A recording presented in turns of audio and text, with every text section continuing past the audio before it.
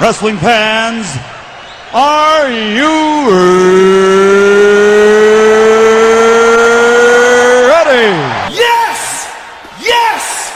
Yes! For the thousands in attendance and the millions watching around the world, let's get ready to rumble! I am the voice of the voiceless. Do I have everybody's attention now? Sorry about your damn luck. I deserve one more match. It's going to be the end of the world as you know it. Welcome back, folks, to WrestleRant Radio for May 27th, 2014. I'm your host with the most, Bleacher Report featured columnist Graham Jessa Matthews. Hope you guys had a very enjoyable Memorial Day. I know I did. But that being said, May 27th marks my 4-year anniversary with Bleacher Report, so just want to get it off right now. Thank you very, very much for all the support over the years. It is very much appreciated. It's hard to believe it's been 4 years, to be quite honest with you. It feels like just yesterday I submitted my application to the site. Now, 4 years later, I probably wouldn't even be doing this show.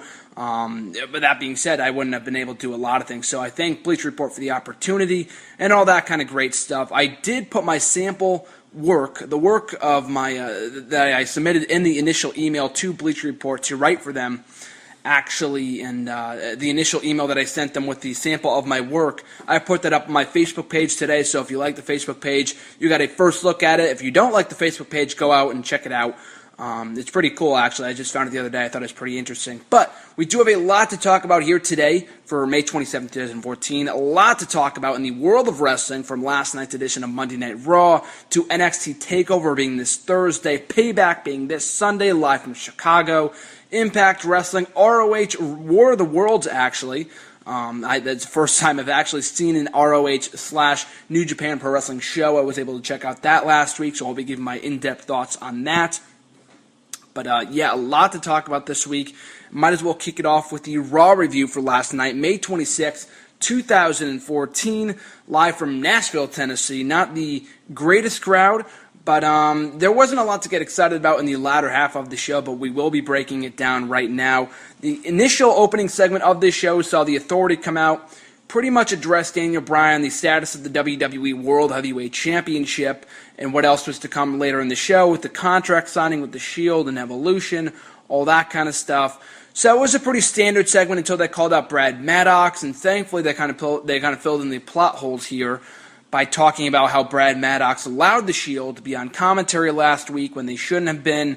And Brad Maddox, for one thing, hasn't been on Raw at all, basically, in the last number of months. I mean, he initially became the Raw general manager in July of 2013, so almost 11 months ago, almost a year ago, Brad Maddox was first named the Raw general manager, and I was fine with it, if only because Vicky Guerrero had been the GM of Raw for quite a while, and she had been in that position so many times in the past. And she eventually moved back over to SmackDown as the GM over there. But I don't know, the whole Vicky Guerrero as general manager, in my opinion, that whole shtick has really grown tiresome. That's merely my opinion. But nevertheless, back on to Brad Maddox. I mean, this guy's been GM. He did some stuff early on, like last summer when he first got named the Raw GM. He appeared on television here and there for the most part, usually in a regular role. But when the Authority became regular on-air characters, Triple H and Stephanie McMahon respectively, then he had no power, basically, because everything they did could overrule what Brad Maddox put into place. So he really served no purpose on the show at all, and that's why he was basically shunned out, so to speak, in the months that followed. In the latter half of the year and earlier this year, I know he was in the Andre the Giant Memorial Battle Royal. He named himself a competitor in that, was, I think, the first one thrown out of the matchup, which was hilarious. But, yeah, he's just served no purpose in the last year or so, that it really does not make sense to have Raw general managers anymore, or for SmackDown for that matter. I mean, I loved it.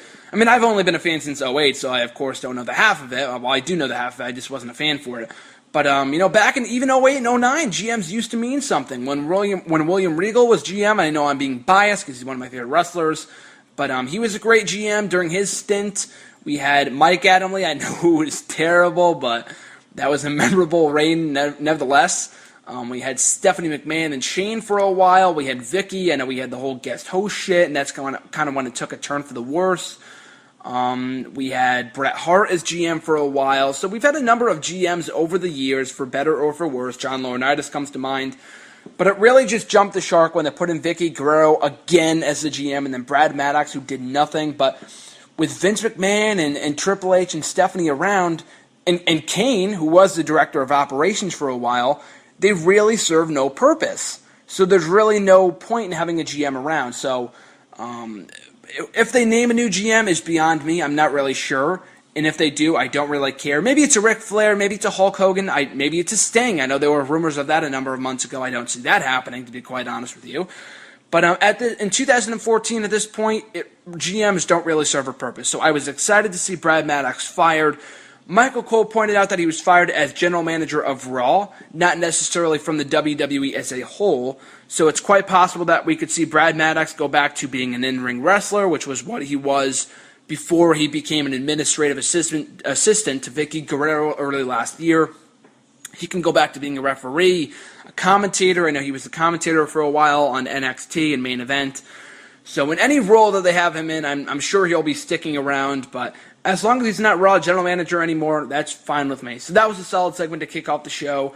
We had Cesaro and Rob Van Dam in a good match, in my opinion. Their last two matches were okay. This was the best of the three up to this point. So they had a good matchup. Cesaro goes over. Bad News Barrett on commentary. He did pretty well. Barrett has always been a great mic worker, so putting him on commentary was a no-brainer, so that was entertaining to listen to. So the match was good. Cesaro goes over. Sheamus comes down to brawl with Cesaro a little bit before we go to commercial. So good matchup from Cesaro and RVD, like I said before, but the main thing that I pointed out on Twitter last night after this matchup went down was the fact that, I'm not going to get ahead of myself, I'm not going to jump to conclusions, but WWE in the last few weeks has done a very nice job of making the mid-card mean something again. Whether it's for the long term, just for the short term, I have no idea. If I had to put my money on it, it would probably be just for the short term. That's what WWE always does. They get their hopes up, and then it goes back to meaning nothing. But you've got Cesaro versus Sheamus right now, which is a very good feud. They've been building that well. They're going to have great matches. They had a great match on Raw last week. They're going to have a great match on Sunday for the U.S. Championship. And then you have Bad News Barrett versus RVD. They had a nice matchup about a month ago in the finals of the IC Championship tournament. They should have a good matchup at Payback as well. RVD, in my opinion, a lot of people have been saying, he should retire, he serves no purpose. Some people just don't care at all. But, a lot of those same people were the ones who were begging for him to come back about a year ago when he had just left TNA, was on the verge of signing with the WWE, and he eventually did in June of 2013 was when his return was announced to the WWE Universe, the Payback pay-per-view, coincidentally enough. But RVD, in my opinion, I wrote a Facebook post about this last week, but I think he has definitely served his purpose in WWE since his return. I think his second stint in the WWE has been better than his first, and I'm talking about from last year to this year. He had a decent feud with Del Rio last year, but aside from that, they didn't really use him for all that much. They had him feud for that World Heavyweight title, like I said before, with Del Rio, but before that, he had a one-off match with Dean Ambrose for the U.S. Championship. He had that good matchup with Jericho, but aside from that, they didn't really use him at all. He had a brief feud with Orton, which didn't really go anywhere. So that aside, though, they didn't really use RVD all that much for anything. And even this feud with Del Rio was kind of a stinker because him and Ricardo, RVD and Ricardo was like one of the worst pairings they've done in a long time. That made no sense. But even still, though, I think this time around they've been really using him well. RVD has had some good matches since he came back with Bad News Barrett, with Cesaro, with a number of others. He's had good title matches. He's going to be going for the Intercontinental Championship on Sunday. He's over. Like I said, he has good matches, and he's not hogging the spotlight. He's putting young guys over in terms of Cesaro, RVD, a number of others since he came back about a month ago. So that being said, though, I'm looking forward to this feud. It's been a good feud between him and Barrett going into Sunday. And RVD, I think, has definitely proved his worth since he came back to the WWE last month, the night after WrestleMania. So I continue to look forward to see what he will bring to the table and as his WWE tenure continues. I believe he'll be around for another few more months, but I could be wrong. But even still, I've been liking RVD's return. Maybe that's just me, but I think he's definitely had a place in the WWE this time around as opposed to last time. And I think it has worked out for the better in RVD's case. So up next, we had Eva Marie versus Summer Rae. Kind of a shitty matchup, to be quite honest with you. It thankfully only lasted a few minutes. The main talking point here was how Fandango and Layla cost Summer Rae the matchup by interrupting, by coming down and interfering for her match, by having the music go off. Fandango's entrance music go off, that is. But this whole feud between Summer and Fandango, I mean, I said this last week, but I mean, I'm not dreading it, but I'm not loving it either. The only thing that really concerns me is that who are we really supposed to be cheering in this supposable feud? Is Summer Rae the babyface? And I hope she's not, because she faced Eva Marie here, and they have issues on Total Divas and all that kind of stuff, and Eva Marie was supposed to be the babyface. I don't really know. But, and then Fandango's obviously a heel. So is Layla, for that matter. So I don't know, like I said last week, if they bring back The Miz and do the whole Miz and Summer Rae pairing to feud with Fandango and Layla. Honestly, I couldn't care less, even though I am a fan of The Miz. But, I don't know, it's just really confusing right now. I'm not really sure what they're going to be doing with that feud. But that aside, though, the matchup was terrible. Really nothing to talk about here aside from that. So up next, we had El Torito versus Drew McIntyre. Pretty much a comedy contest.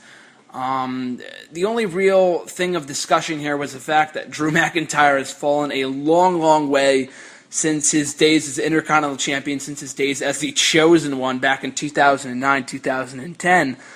It's just really a shame, and I noted this on Twitter during the show, during Raw, but I think if they built a Drew McIntyre breaking away from 3MB, possibly as a babyface, I think the pop that he could receive, and maybe he gets no reaction at all, but the reaction he could receive and just everything, this breaking away from 3MB, could be worth the wait. For his whole stint in 3MB, for the year and a half it's been going on for, which is a hell of a long time, and it doesn't even feel like that long. But, yeah, 3MB has been together since late 2012. Drew McIntyre is still out of place in that stable, as is Jinder Mahal. Heath Slater is the only one that really makes sense, and he's been doing his role. He's been flourishing in the 3MB role, but even he, I think, deserves better.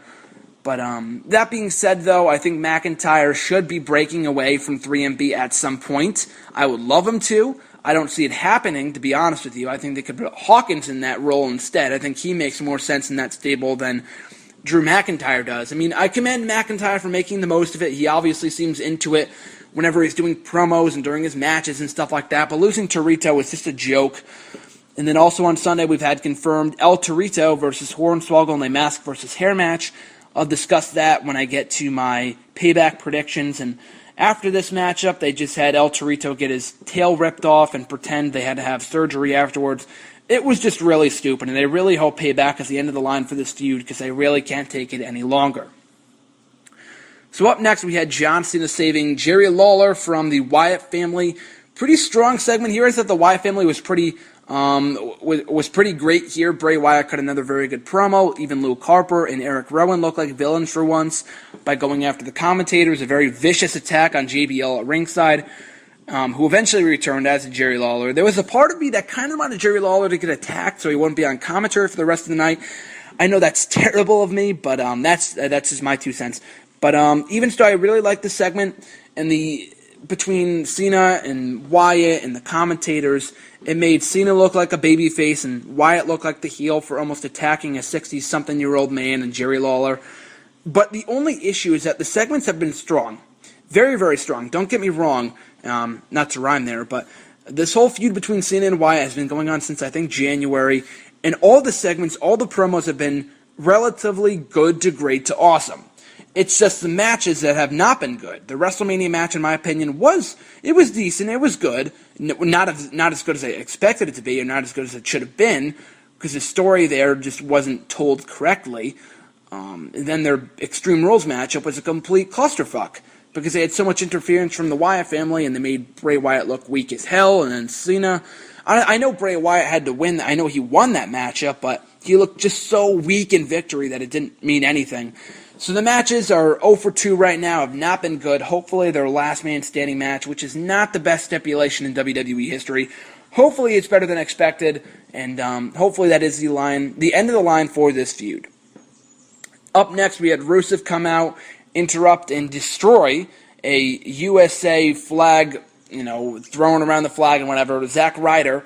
So that was a brief squash match. Big E came down to make the save. Maybe this sets up a Big E versus Rusev matchup for Payback. I mean, it has yet to be confirmed as I record this. I wouldn't mind it. I mean, they haven't really done much with Big E since he dropped the IC Championship. I know that was a month ago, but I think Big E has potential. I know he would be eventually squashed by Rusev. That makes sense. But for Rusev to pick up a win over Big E would mean something since Big E was Intercontinental Champion for a number of months. Last year, going into this year, for about 5 months, he was Intercontinental Champion. So if he was to defeat Big E, it would be a nice, credible win for Rusev. I'm not down in the gimmick. I don't love the gimmick. He's getting good heat. He's good in the ring. He has a great mouthpiece in Lana. He's got all the tools to become something big in the WWE if he's booked correctly and not thrown into a top feud with John Cena anytime soon, which I fear they might do, but let's hope not. But they're making Rusev is doing well on the roster. Really nothing to note here with this feud with Big E, but it could be something decent if they work to a match between the two, either at Payback, Money in the Bank, next week's Raw, maybe. I don't know, but we'll just have to wait and see. But I like the feud between Rusev and Big E. It gives both guys something to do right now, and it also continues the racist Rusev gimmick that he's been having going on for the last number of weeks. So moving on to the Randy Orton and Batista versus Cody Rhodes and Goldust matchup. A good matchup, really nothing of note aside from the finish with Randy Orton hitting a very sweet-looking RKO on Cody Rhodes for the victory. It was therefore afterwards announced by Justin Roberts that had been an elimination contest. Now the next matchup would pit Randy Orton and Batista against Goldust in a no-holds-barred handicap matchup. So that matchup, it was pretty much a one-sided contest for the most part, which was pretty obvious going into it. They needed to put heat on the heels in Evolution. They have hardly gotten any momentum in this feud with the Shield, which is surprising. You would think it'd be the opposite. But Evolution needed their heat back. This was effective in doing just that. Orton and Batista looked like vicious heels for once. And I thought it was funny because on Twitter I noted on Saturday that Randy Orton, and this is outright pathetic, and I know wins and losses don't mean anything anymore, but Randy Orton had not won a matchup since his WWE World Heavyweight title defense at the Elimination Chamber pay-per-view 4 months ago. Absolutely ridiculous. And then he hadn't won a singles matchup since his matchup with SmackDown, his matchup with Christian on an episode of SmackDown in early February. So he hasn't won any matches since 4 months ago, which is crazy to think that this is Randy Orton we're talking about. But he finally won a matchup last night on Raw against Cody Rhodes and Goldust. So I don't think this is a burial of Cody Rhodes and Goldust. I can go on a massive rant as to why they're not being used better, but I have definitely tried to minimize my ranting on these two in the last couple of weeks because it does appear they're doing something with them in an imminent Cody Rhodes heel turn, and whether that leads to something next week or I'm not really sure. But Cody Rhodes is a heel. I would like him better as a babyface, to be quite honest with you. But that being said, I look forward to what they do with Goldust and Cody Rhodes. Hopefully it does lead to a feud between the two. I've been anticipating that for a long, long time. It should have come at WrestleMania, but even if it doesn't, if hopefully we get it at the SummerSlam pay-per-view, I don't know if they drag it out that long, but it would be pretty cool to see it go down at SummerSlam. It would be a great feud to do right before Goldust leaves the WWE after his contract expires. So I look forward to that. And I don't think it's a burial of Cody Rhodes at all. Like I said before, I got an email last night from someone saying that Cody Rhodes has been losing so much because he's being buried. I don't believe that for a second. If anything, it's building a nice story between him and Goldust, and Cody Rhodes and Goldust, that is, for somewhere down the line. If you want to look up buried, just look at Dolph Ziggler and or Damian Sandow. Those are two guys that I believe are definitely been buried in the last number of months, in the last year or so. But even still, we move on to Bo Dallas. Okay, so Bo Dallas made his debut on SmackDown last week, defeating Sin Cara. Pretty much the same shtick here. Another win over Sin Cara on this show. The matchup was pretty fine for what it was. Really nothing of note there. As in terms of my thoughts on Sin Cara, Bo Dallas, I think he's been his debut, his last two debuts on SmackDown and Raw, have been pretty good, in my opinion. I think the only issue they might run into, and I mean, I hear Adam Rose complainers all the time talk about, they don't know whether to cheer this guy, they don't know whether to boo this guy. Adam Rose, I think it should be pretty academic that you cheer for him based off his entrance and his whole gimmick and whatever. Bo Dallas is a little bit more confusing because his gimmick is supposed to be motivational. I mean, those that have watched NXT know what I'm talking about. But it's supposed to be inspirational, motivational, where he gives life lessons and stuff like that. But he's supposed to come off as so corny that he's supposed to get booed. And the only issue is that the reason he became a heel in the first place down in NXT was because people got so sick of him as a babyface that he turned heel. So, with that in mind, this whole mindset that he's supposed to be a heel might not transfer well with the current WWE audience that was not exposed to him down in NXT because they don't know whether to cheer him or boo him. Because on paper, he looks like he could be a face persona. The only thing that I can think would get him booed is if he continues to be over the top, which he was last night on Raw, but he has to do more of that to really garner the boos from the audience. It's going to take some time, but he'll get that heel reaction in due time. And also facing fan-favorite opponents. I don't know Sin Cara is that guy, but Sin Cara gets a better reaction than most of the jobbers today, so I guess he was a nice fit to have Bo Dallas face in his debut. But those are my two thoughts. Those are my 2 cents on Bo Dallas. Not a huge Bo Dallas fan, but I will admit that I am a Bo-liever, and he is entertaining as a heel, so I look forward to what he brings to the table in weeks ahead. So also on the show, we had the decision made of Daniel Bryan's WWE World Heavyweight Championship after he underwent surgery a number of weeks ago. Stephanie McMahon brought him out and asked him to, quote-unquote, do the right thing. Daniel Bryan refused, and Stephanie McMahon offered an ultimatum to Daniel Bryan saying that show up at the Payback pay-per-view and surrender the WWE World Heavyweight Championship, or your wife Brie Bella will be fired. And I guess it stems off of an attack or after Brie Bella put her hands on Stephanie McMahon a number of weeks ago on Raw, so this was her consequence for that. Personally, I don't think that people have enough of a connection with Brie Bella, have enough incentive to cheer her. I know she's associated with Daniel Bryan, and she's been a babyface for a while now, but she's just not over enough to the point where people will really care if she's fired. And I mean that in a very honest, brute way. I mean, people I don't think will care if she gets fired, and they'd more rather see Daniel Bryan not surrender the WWE World Heavyweight title. So in their minds, in my mind, it's a win-win for those people that don't like Brie Bella and want to see Daniel Bryan keep the WWE World Heavyweight title. So the segment was solid in that sense. It also built intrigue for the Payback pay-per-view. It also confirmed that Daniel Bryan will indeed be there, so that's something to look forward to. But that being said, though, I don't know what they'll do with that. I'll get to my thoughts on that in a little bit as to what they'll do with Bryan and Brie Bella and Stephanie in the WWE World Heavyweight title. But it does create intrigue for the pay-per-view on Sunday, so there's that. We had Emma defeat Alicia Fox. Alicia Fox dominated Emma for most of the matchup. Emma wins via an upset. Alicia Fox goes crazy again. She didn't get much heat, but this was not the best crowd in recent weeks, so especially after the hot England crowd last week. I mean, that's for sure. So there's a huge comparison between those two, huge night and day. But even still, though, I think Alicia Fox has brought more intrigue and more interest to the Divas division than in a long, long time with her new crazy gimmick, and she will be contending for the Divas Championship on Sunday against Paige at Payback.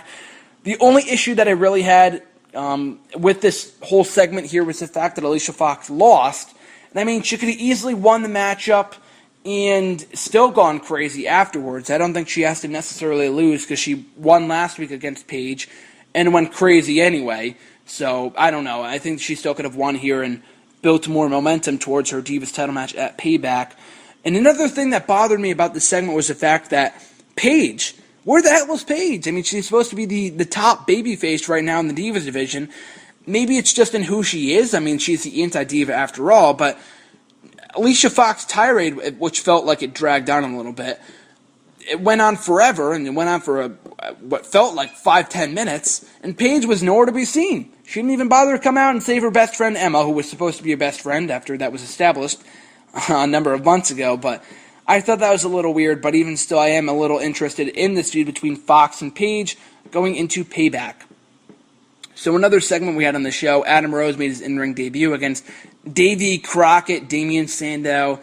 It's a bunch of bullshit. I mean, last week in the main event, they had Damian Sandow dress up as, Sherlock Holmes in England, which was a bunch of BS. That was garbage. I don't even know what the fuck they're supposed to be doing with him right now. I mean, I don't know who he pissed off backstage, but in the last number of weeks, in the last number of months, I mean, I guess since he lost that matchup to John Cena for the world title back in October, he's been buried. I mean, I don't use that term often, but Damien Sandow has been buried. There's really no other way to put it. He's been losing a lot. He's got these shitty-ass gimmicks, and someone mentioned me last night, he might be the new Charlie Haas, but with all the impersonations.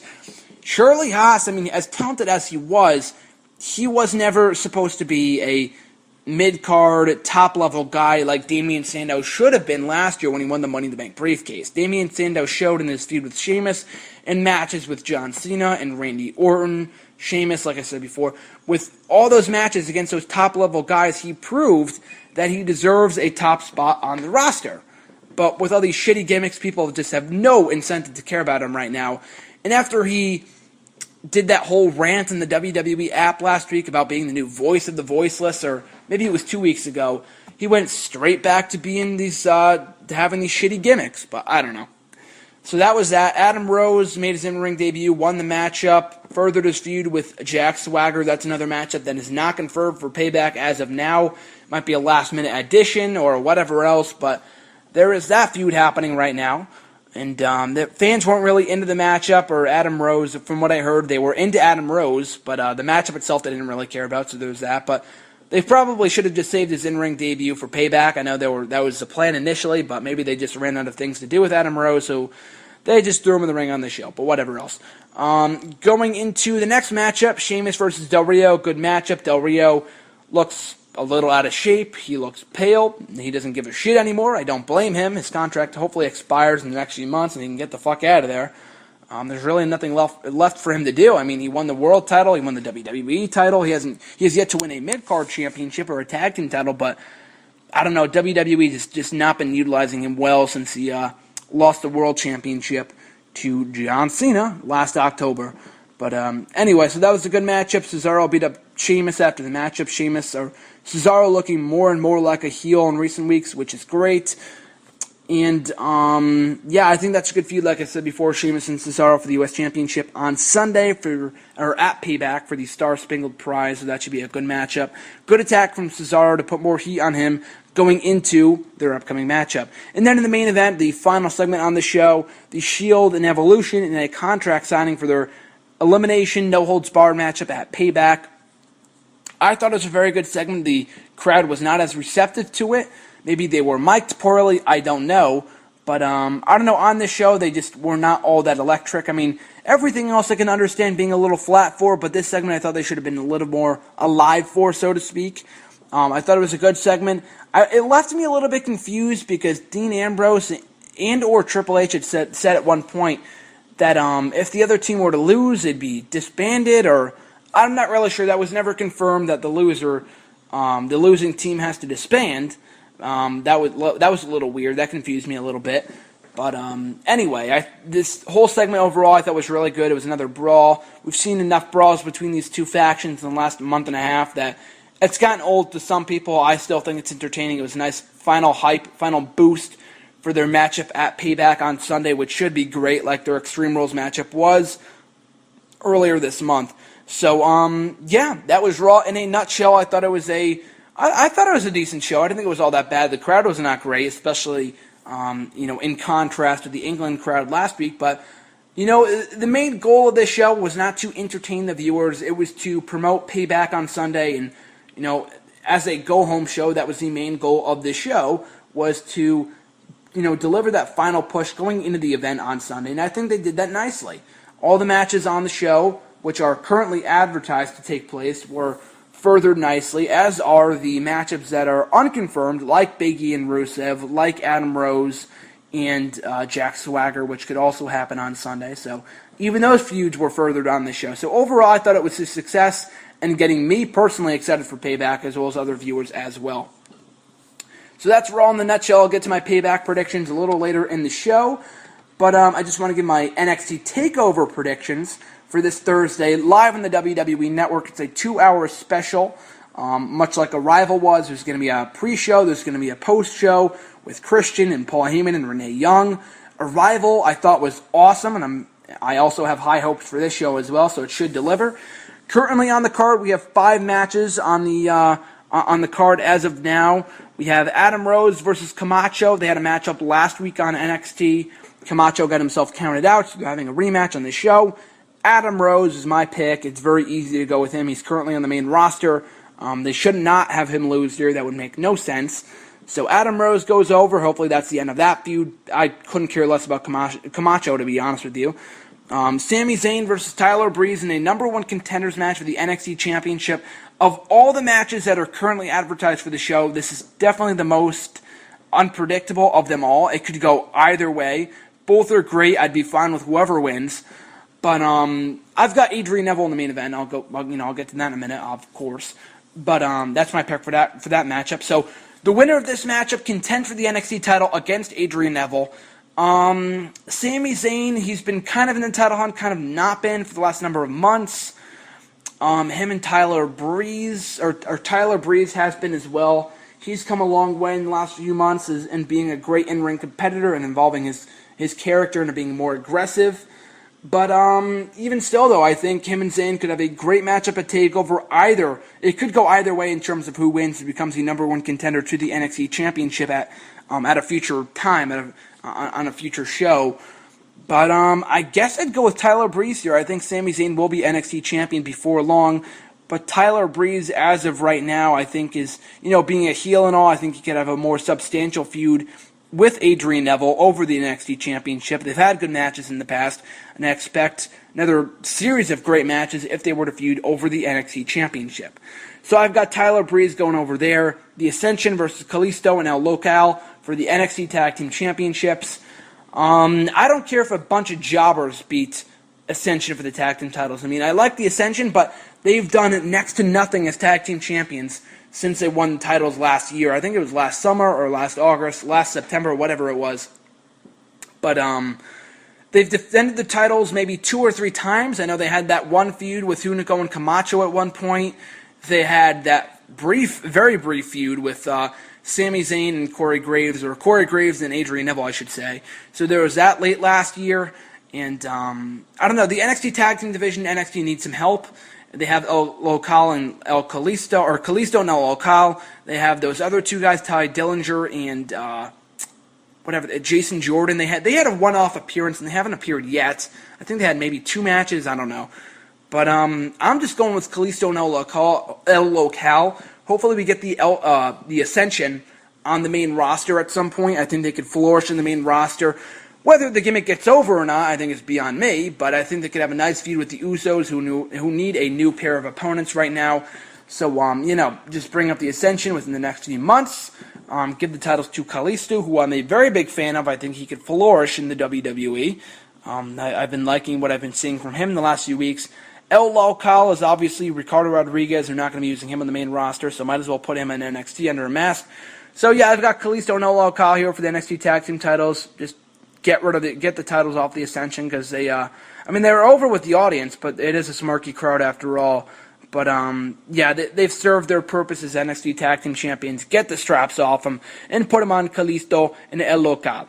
So next matchup on this show, the second of 3 championship matches at TakeOver. Charlotte versus Natalya for the vacant NXT Women's Championship. As far as this matchup goes, obviously Charlotte. Natalya has appeared in NXT countless times since late last year, and she does not feel special anymore. But the real talking point of this match, Charlotte goes over. That's my official pick. But Ric Flair will be in the corner of Charlotte, and Bret Hart will be in the corner of Natalya. So that should be interesting. But even still, though, it should be a good matchup. And Natalya, I think, beat Charlotte a couple of weeks ago in NXT. So with that in mind, she gets her win back over Natalya here, new NXT Women's Champion. She's improved. She's still very green, but she has improved in the last number of months since she initially made her debut, I think last summer. But even still, Charlotte, I think if they build the division around her and she continues to improve and they break her and Sasha Banks up and they do a feud between those 2 over the NXT Women's Championship, it could be good, but yeah, Charlotte is my pick here, new NXT Women's Champion. Well, it will be either way, but Charlotte, your new champion. In the main event, Adrian Neville versus Tyson Kidd for the NXT Championship. Obviously, Adrian Neville. Tyson Kidd and Adrian Neville have had a good feud in the last number of weeks. Could have a great match on Thursday for the NXT title. Both guys have improved their mic work, especially given their last segment on NXT. On the previous edition of NXT, they had a very good matchup, a very good verbal battle on the mic. So I thought that was good. But the matchup itself should be very, very good. I'm looking forward to it. Adrian Neville retains the NXT Championship. So from there, I transition into my brief review of ROH New Japan Pro Wrestling War of the Worlds. So here's my thing with Ring of Honor. I really have not watched Ring of Honor at all since I initially became a wrestling fan in April of 2008. I've only watched the WWE and TNA. I've been suggested to Ring of Honor on a number of occasions in the last number of years. I just never had the time to check it out until now that I'm off. I'm out of school for the summer. For the next night. I think until after Labor Day, which is pretty awesome. I have over 3 months at home, which is pretty cool. I have over 3 months off. But I have not watched ROH at all until just last week. I was able to find time last week after I got home from college. It was literally almost one of the first things I did was watch this show. I had heard rave reviews about it from a number of people, from fans on Twitter, from reports, from people that were there. I heard it was a great show, so I decided to check it out last week. And I was very impressed for my first ROH show and for my first New Japan Pro Wrestling show, for that matter. I thought it was very, very good. The crowd was great. I think it took place in the Hammerstein Ballroom in New York City. It was a great show overall, a lot of great wrestling, and a lot of people, they got to come some slack. But the storylines, from what I heard, are not all that great in Ring of Honor. But, from what I saw on the show, they're really not that bad at all. They had some storylines, and coming from someone who has yet to see any of the build-up going into the show or any of the aftermath, I thought it was a very, very good show. The 6-man tag team matchup kicking off the show, ACH, Matt Taven, and Tommaso Ciampa defeating the Forever Hooligans. A nice matchup to kick off the show. Matt Taven I've been exposed to for a number of years now. I said this in my indie wrestling video, but Matt Taven was one of the first ever wrestlers that I saw wrestle live at a Northeast wrestling event here in the Connecticut area. I think I saw him wrestle Romeo Razzelli, one former half of the Heartthrobs in the WWE. But this was a very good matchup. Matt Taven, I'm a huge fan of. I liked his performance here, liked that he picked up the win for his team. The next matchup saw the Decade take on the World Class Tag Team. I thought it was a good matchup.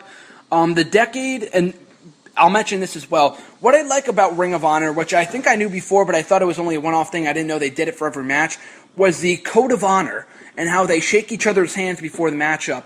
I think that's very unique. I think it's awesome. It shows respect between the two individuals, despite the fact they might hate each other, and the fact the Decade does not do that, and it makes them that much bigger of heels because they don't shake the hands of their opponents. So I think it's very, very cool. Puts more heat on them. The fact they even do the Code of Honor in the first place, and I'm talking about Ring of Honor overall here, is very cool, and I love the idea of it. This is a good tag team matchup. Lethal and Kushida for the ROH World Television Championship. Another interesting matchup. I've never seen Jay Lethal work heel before. I've seen him work in TNA for a number of years before he left the company, I think 2010 or 2011.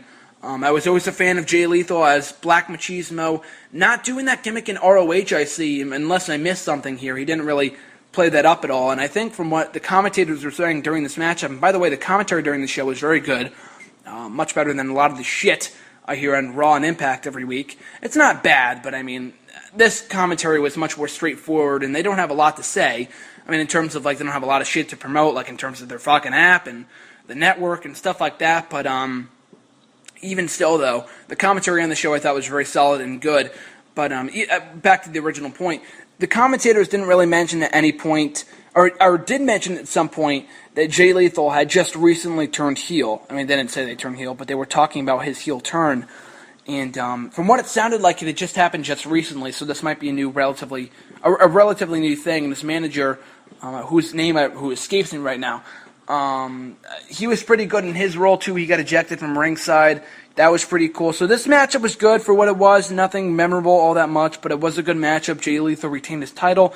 The Bullet Club, I Jesus Christ. I can't remember one of the guys' names, but I know one of them was Doc Gallows, Luke Gallows, and Doc, respectively, from WWE and TNA, defeating the Briscoe brothers, who I was exposed to in the past. I remember seeing them.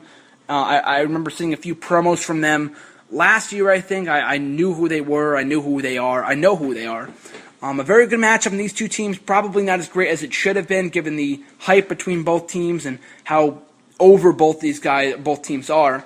But the Briscoe brothers are just batshit crazy. That's their whole gimmick. They're just fucking insane. Very good wrestlers, over with the crowd. Good matchup. The Briscoe brothers shake the hands of the Bullet Club, and the Bullet Club shake their hands afterwards. And the Bullet Club retains the IWGP Tag Team Championship. So a good tag team matchup from both tandems there. Nakamura defeating Kevin Steen in a very, very good matchup. The match of the night up to this point. Kevin Steen, I know who he is. I've seen him work before. I remember hearing, when he won the ROH Championship at one point, not too long ago, I don't think, unless I'm mistaken. I remember hearing about that. Kevin Steen I've heard a lot about. Seeing him work for the first time was very cool. My favorite wrestler that I saw on the show, his whole gimmick, his outspoken thing, his promo afterwards was very good. The brawl that he had afterwards with whatever his name is, I forgot what it was, I didn't write it down. But that was a good brawl. I guess there was some speculation that this could be his last matchup, and it sounded like it based off his post-match promo. But based off the brawl that he had afterwards, the guy who interrupted his promo and then subsequently brawled with him, it looks like he won't be leaving too soon after all. And Kevin Steen, it's funny, now that I just get into ROH and see him for the first time, become a fan of him, he might be off to the WWE under a developmental contract. So only time will tell in terms of how that goes. But very good matchup from Steen and Nakamura. The match of the night up to this point. Tanahashi defeating Michael Bennett. Another very good matchup. Michael Bennett I have been exposed to in the past at Northeast Wrestling events that I've been to here in the Connecticut area. So I thought this was a good matchup. From what I heard, some people thought it might be better, but I don't know, I thought it was good. The best matchup of the night by far, which was terrific, the tag team title match for the ROH Tag Team Championships, Red Dragon versus the Young Bucks. The Young Bucks, I remember from TNA as Generation Me, was not a huge fan of them then. I remember them and their feud with the Motor City Machine Guns, and then TNA didn't use them well after that at all. After that, they didn't really use them much at all on the TNA Impact Wrestling roster. They were heel for a while. They were singles competitors. I just could not get into them at all. But that aside, though, I thought this matchup was terrific, and a lot of fast-paced action. They reminded me a lot of the Marty Jannetty and Shawn Michaels. What the fuck is their tag team name? Really escaping me right now. I can't remember what their tag team name was. But it reminded me a lot of Marty Jannetty and Shawn Michaels. They're just their style and everything that they stand for and stuff like that. Even their look reminds me a lot of Shawn Michaels and Marty Jannetty. The Rockers, I'm sorry. I don't know how the fuck I forgot about that. But they had a very, very good matchup here. A lot of great action. And really enjoyed this matchup. The Young Bucks lost the matchup and their ROH World Championships, but the matchup was just so insane that I forgave that. The crowd was electric for this contest. Like I said, the match of the night. Adam Cole taking on Justin Liger for the ROH World Championship. Probably botched the enunciation of that, but nevertheless, great matchup. Liger is, I think, over 50 years old. He used to wrestle in WCW. Still very much over with the crowd. Still wrestles like he's in his 30s. I think that was great, considering what he's capable of. And I thought this was a very good showing from him, Adam Cole. I have seen on the past, I've seen him in videos with Matt Hardy because I guess they have an alliance going on. But even still, though, I think right now Adam Cole is being a good world champion. He had a very good matchup here, went over clean, which is something rare for the ROH World Champion, I guess, for Adam Cole, for heels nowadays in general. But Adam Cole, I like. He had a good showing here.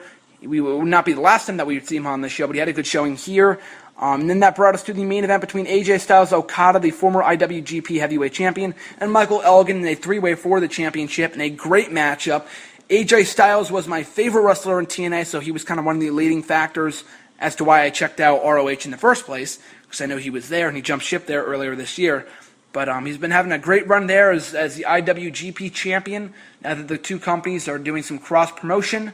A great three-way here, a lot of great action. AJ Styles retains. Afterwards, Adam Cole comes out, and when he first attacked AJ Styles, I figured they might do a title unification matchup between the two, but I guess not, because he also attacked Michael Elgin and Okada as well. I guess he just didn't want to be overshadowed because he wasn't in the main event, and he should have been because he's the ROH World Champion, and all the yada yada yada, all that kind of stuff. But a good way to close out the show. But it would not be the last thing that we see on the show, because we also got a video package for Christopher Daniels, who his contract expired with TNA just a few short weeks ago, as did Kazarian's.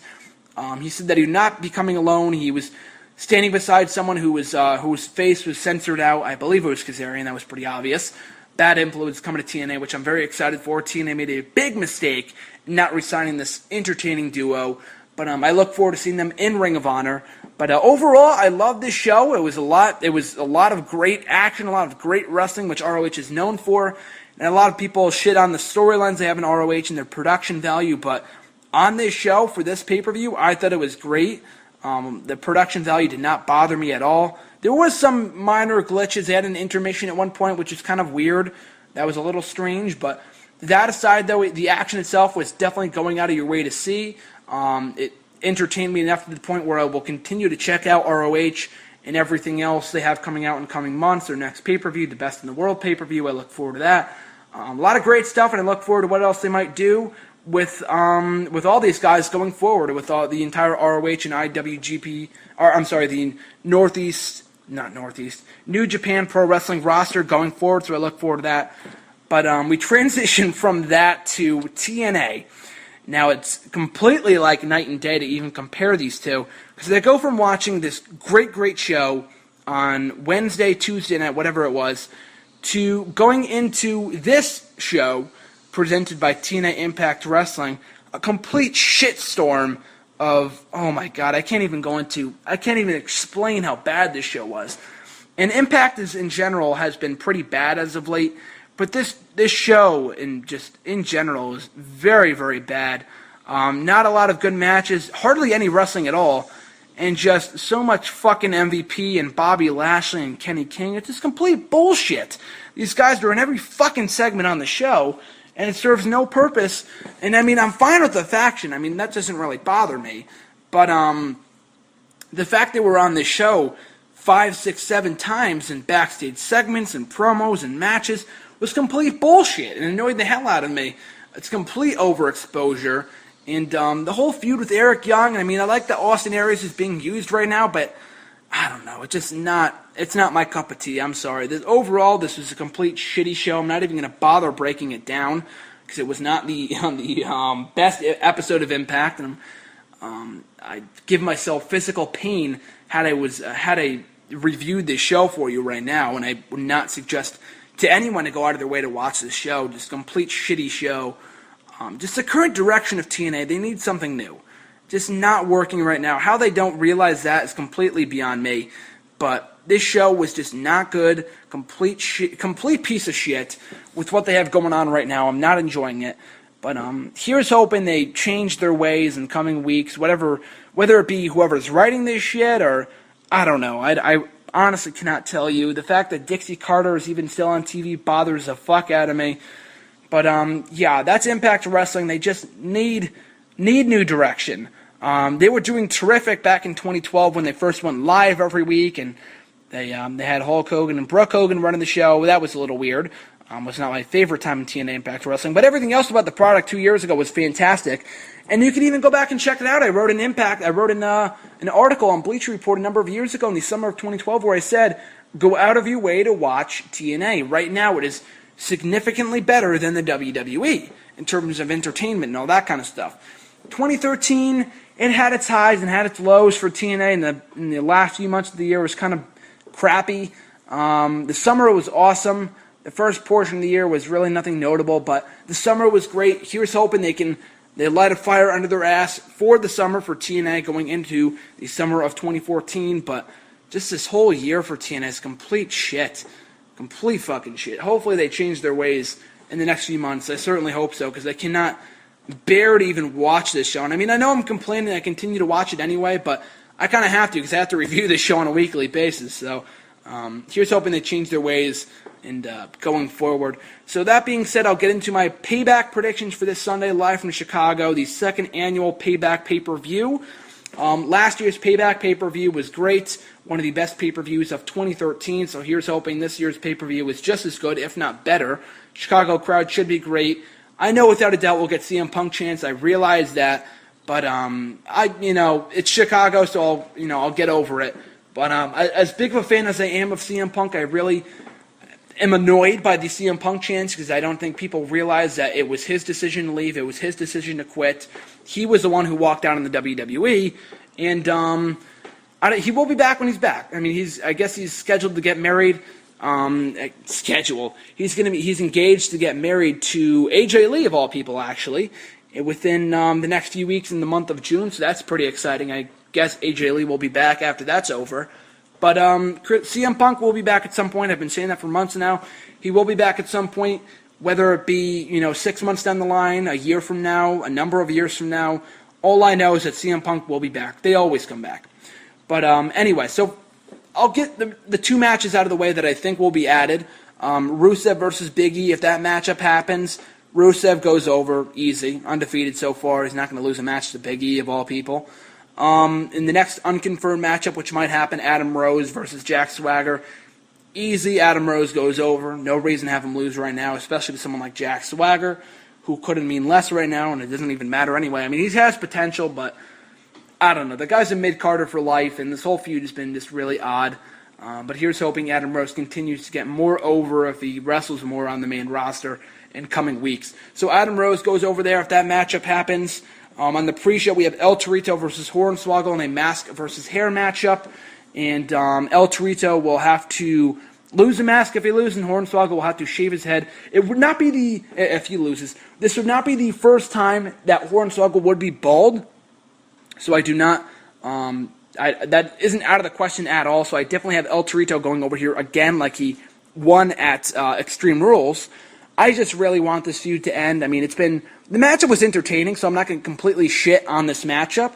But you take out the TL, or the WLC, I should say. You take out that aspect of it, then I really don't know what this matchup will come down to, because their previous two matches were really nothing good, and I did not enjoy them at all, and the crowd couldn't care less about it. So we'll see how the Chicago crowd reacts on Sunday for this matchup. But easy, El Torito goes over. If you unmask him, then he has no purpose in the stable with Los Matadores.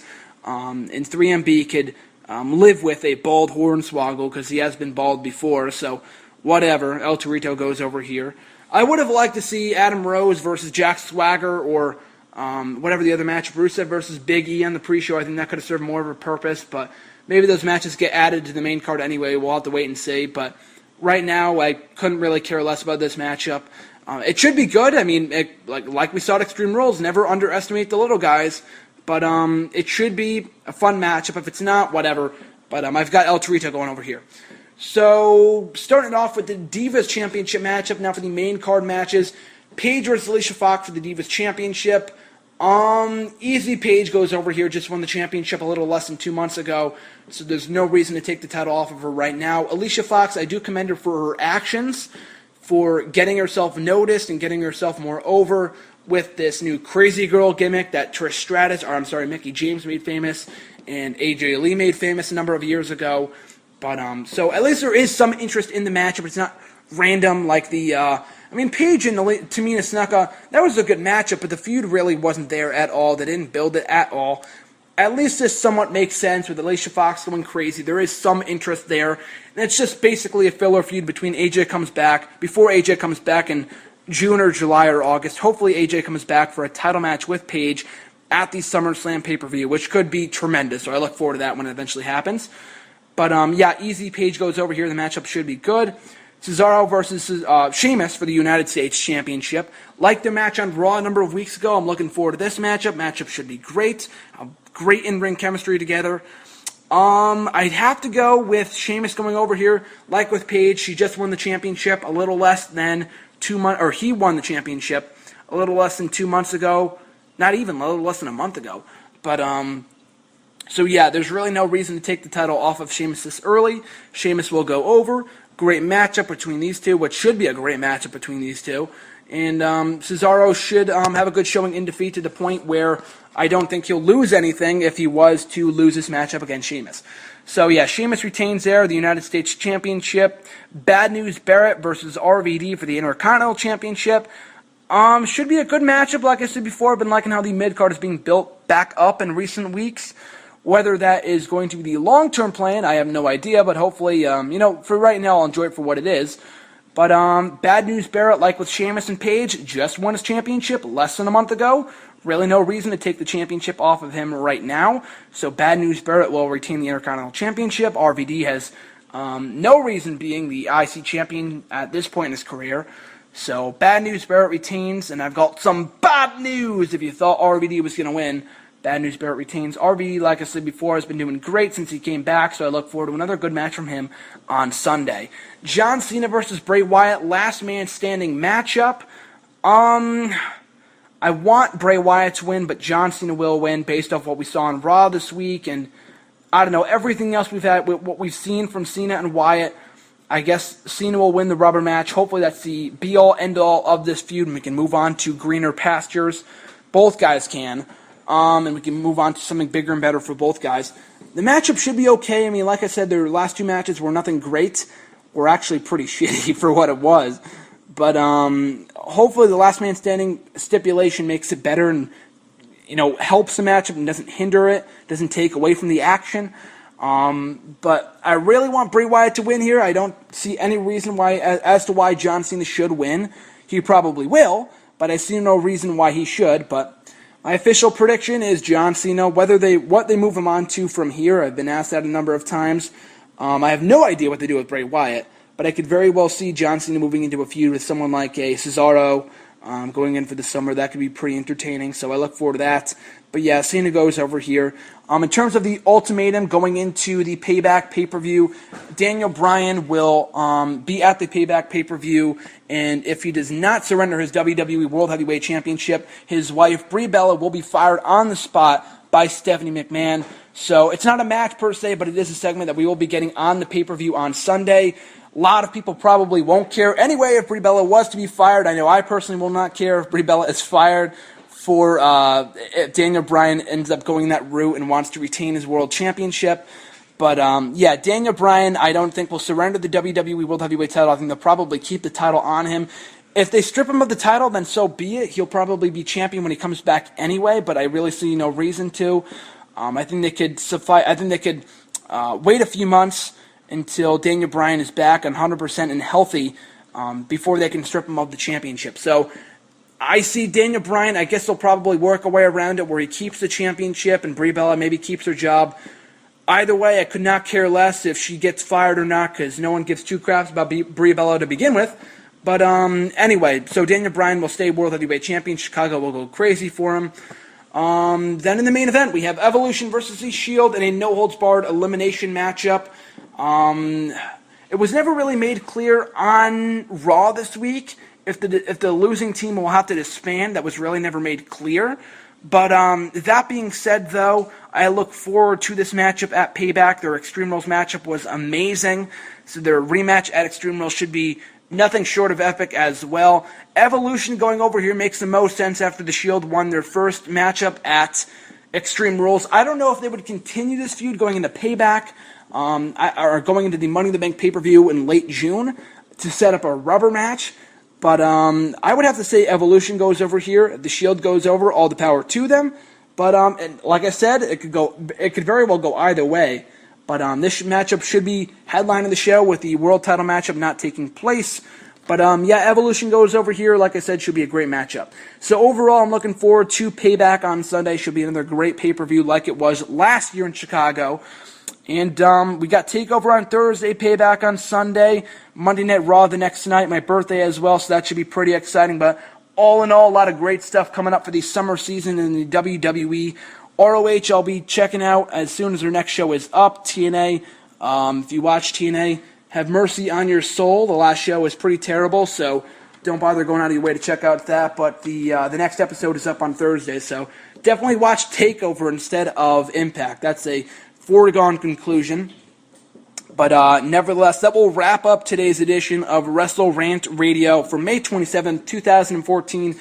Now time for these shameless plugs. You guys can check out the official website, nextyearwrestling.weebly.com /archive for every episode of Next Era Wrestling. But of course, if you're listening to this episode on the website, then you probably already know where to find the episodes anyway. But anyway, it dates back to October of 2013. Every episode of WrestleRant Radio is up on the website, so make sure to check it out, including my exclusive interview with former WWE and TNA star Joe E. Legend, a.k.a. Just Joe. It is on the website as we speak for the May 20th episode, so make sure to check that out, nexterwrestling.weebly.com.